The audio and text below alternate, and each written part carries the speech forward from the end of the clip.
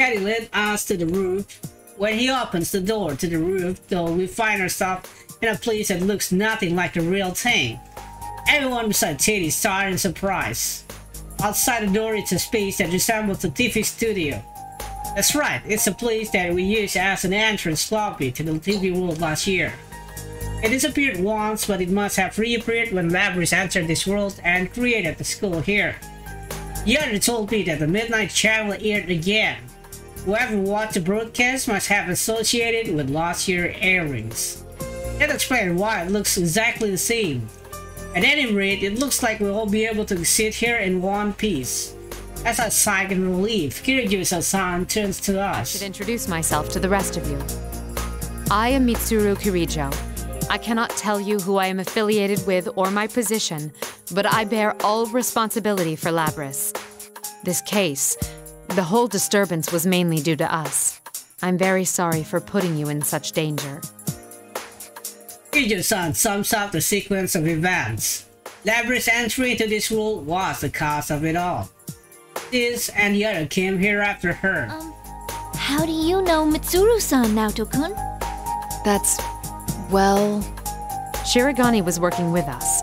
Since it was our first time in this world, he helped us safely reach Labrys. So, the job you had was to bring Mitsuru-san and the others here? Huh? Well... that was basically it. I'm sorry, but there are some things he cannot disclose. I ask for your understanding in that regard. Sure, detective stuff. I getcha. That's pretty cool. San and Agi-san don't say a word even after Kirijo-san's explanation. It's not completely a lie, but still. I shrugged and sighed softly.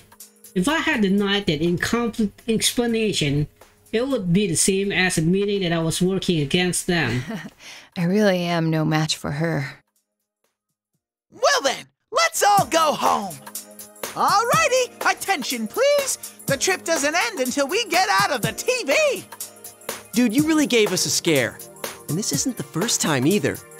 Well, at least it ended well. You know, I understand about Rise-chan and Teddy, but why did Kanji-kun go missing again? Huh? Oh, well, because, You needed a change of pace, no? What? Did I misspeak? You said something like, sometimes a man just wants to be alone inside a TV. As if! Alto, you bastard! Why'd you have to tell him that? Labrys laughed at our small talk. Looking at her, I began to feel like this episode wasn't so bad after all. But suddenly, Labrys' smile suddenly disappears and her body frees in an unnatural position. Labrys? Labrys does not answer me. Another sound shout a warning. Get away from her! Everyone jumps back confused. Kanji-kun wasn't even sure what he was supposed to be backing away from at first. Soon, though, we all stand around her in a ring. Labrys stands in the center, completely motionless. What's going on? I don't know. I can only tell that she's probably being controlled from outside. Control? As we all watch her, confused and nervous, Labrys' right hand slowly begins to move. It reached around her back to her thruster, or rather, to the axe. Labrys' eyes were staring blankly into space, but suddenly glanced at me. Shirogane! The warning comes at the same instant as the attacks. I can't feel the wind of the axe passage as I bend backward to dodge a blow. If she's gone after anyone else, things might not have been so fortunate. I'm the only one who's actually seen that attack. But Labrys followed up with a different attack. I got in spite of myself. That white elegant silhouette behind Labrys. Almost forgotten. Labrys now has the power of her persona. Fighting her won't be as easy as it was before. Labrys, why? Never mind, it can wait. Now we fight Labrys with persona.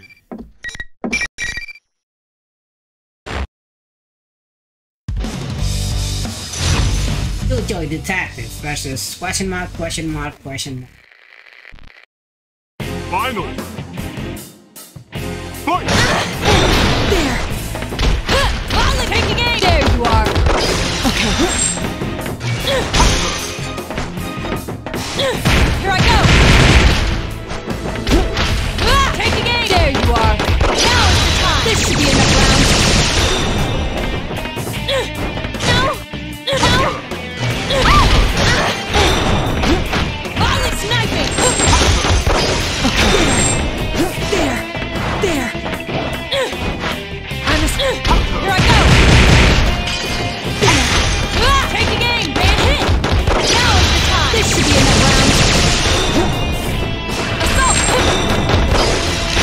Okay. No! Now you pop. Help! Here I go!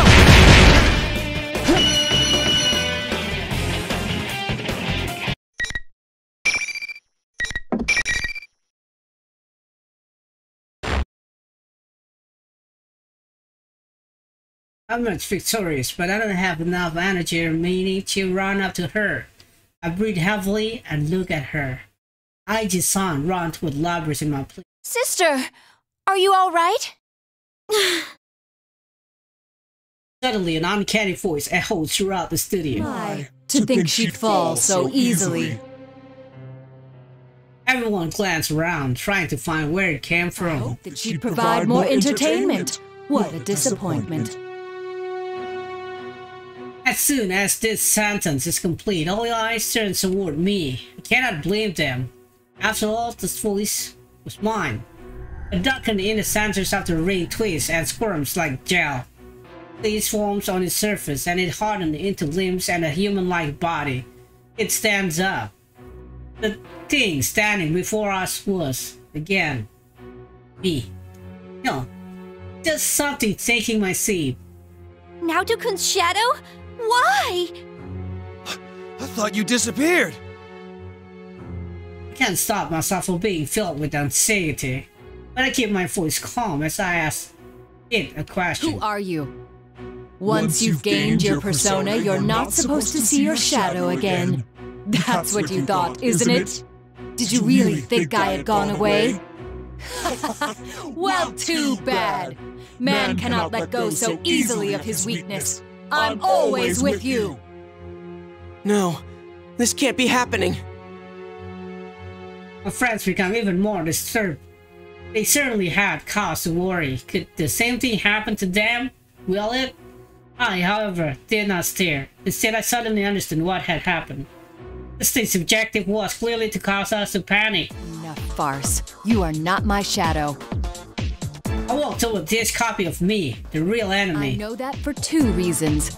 First, I was able to use my persona in the battle just now. One's persona and shadow are two sides of a coin. If you are my shadow, my persona should have been unusable. Second, you took control of Labrys just now. That's an unusual power far beyond the capabilities of a human like myself. I'm sorry to say you've dug yourself a deeper hole by showing off that ability.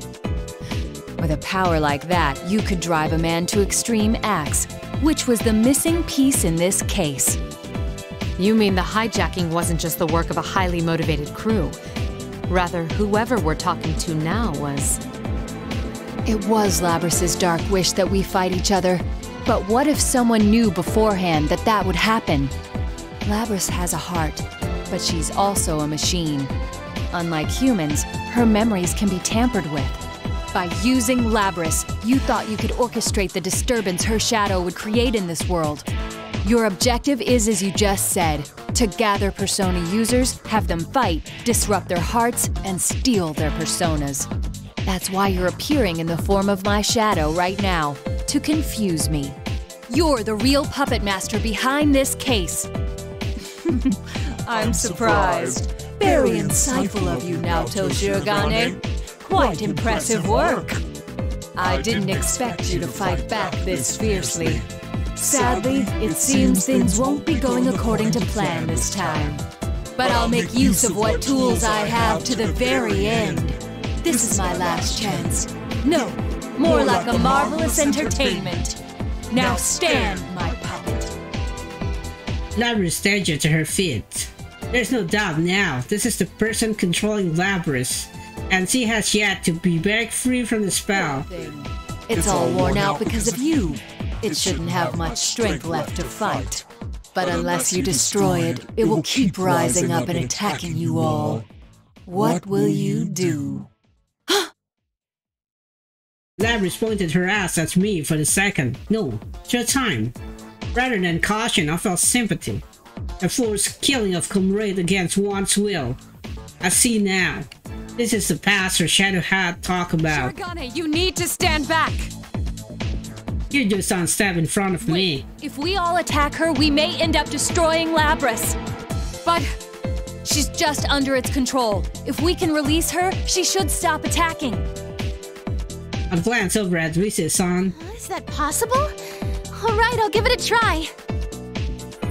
Perhaps Rise-san's persona was powerful enough to do it. I think it's worth trying. However, It's no use. What is that thing?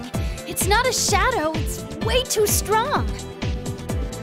I had a feeling things wouldn't be so easy. Out of option, Kiryu-san signals Aigi-san with a troubled looks on her face. Aigis, prepare for the worst. Aigi-san's opened her eyes in shock. A look of astonishment and not in the good kind. But she quickly regains her composure and begins readying her weapons. She slowly aimed them at Labrys. Realizing what was happening, Rise-san hastily interjects. Wait, let me try again. But Aigi-san pays her no need. Labrys is in her sight. It looks calm, but it hurt just to see her expression. It's only natural. She called Labrys her sister. Now suffer. Relinquish your personas. At that very moment, Kiryu-san suddenly looks up. She closed her eyes. She gathered her strength as she had when she tried to establish a line of communication with her own persona. But who is she trying to reach? Now! Who is he talking to? Is there someone here beside us? As I stare, Kiryu-san's in bewilderment. It happens. Without warning, Labrys freeze in place. The menacing aura that she had been giving off dissipated in an instant. What? For the first time, I can hear panic in the enemy voice. Freed from the power of the enemy, Labrys' body collapsed to the ground. Aigi-san's weapon fell back into her body and she runs to Labrys' as if all her pent-up emotion were exploding behind her like a rocket. What the heck was that? I don't know. I was getting desperate too. It seemed like something far away stepped in. This can't be! It's just as we thought. The enemy is taking on your appearance and has no connection to you. Feel free to cut loose. Kiryu-san's voice is full of confidence. I don't know what she did, but when she speaks so confidently, it's impossible to doubt her. I look at the enemy again, my face, but with a different expression. There's something I want to ask before I fight. What now? Why did you choose me? Of all the persona users here, why did you use my face? Is that all? Of course I chose you. You were the most unstable of the lot. Never quite sure whether to call yourself a man or a woman. Your indecisiveness made you the perfect prey. I clench my fist but keep my anger in check. After a moment, nonchalantly tip my hat back over my head. There's actually something I've been curious to know all this time. Last year, when my real shadow went berserk, I was forced to the sidelines. It left me wondering whether I could have overcome that other me on my own. This is the perfect chance to find out. I won't hold back an inch. Naoto Shirogane versus Monophone's entity or something.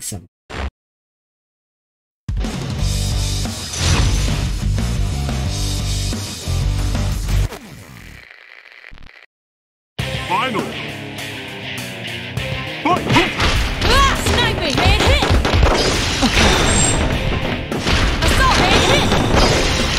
Okay. Here I go! It's done! What? Sniping! Headshot! Okay. There!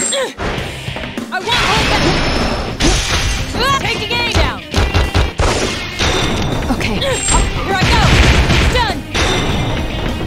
I must hit... Sniping! There you are! Got you. Okay.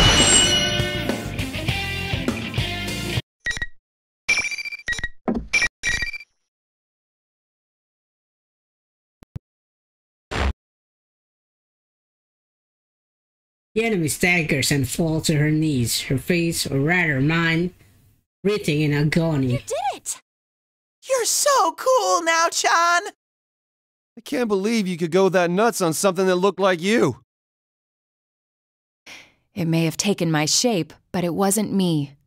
I had no reason to relent. I fully believe what I see, but Kanji-kun doesn't seem satisfied for some reason. Kirijo-san looked down at the enemy. You'll be coming with us. There are some things we still want to ask you. This is fine with me. There were many twists and turns along the way, but I'm not displeased with the results. It was good enough for this time that I confirmed you have the power to meet my expectations. This time, This is only a temporary form. I doubted there'd be any meaning in changing my appearance, but sure enough, it made for a very enjoyable game. I will see you in another guise next time. Just wait until then.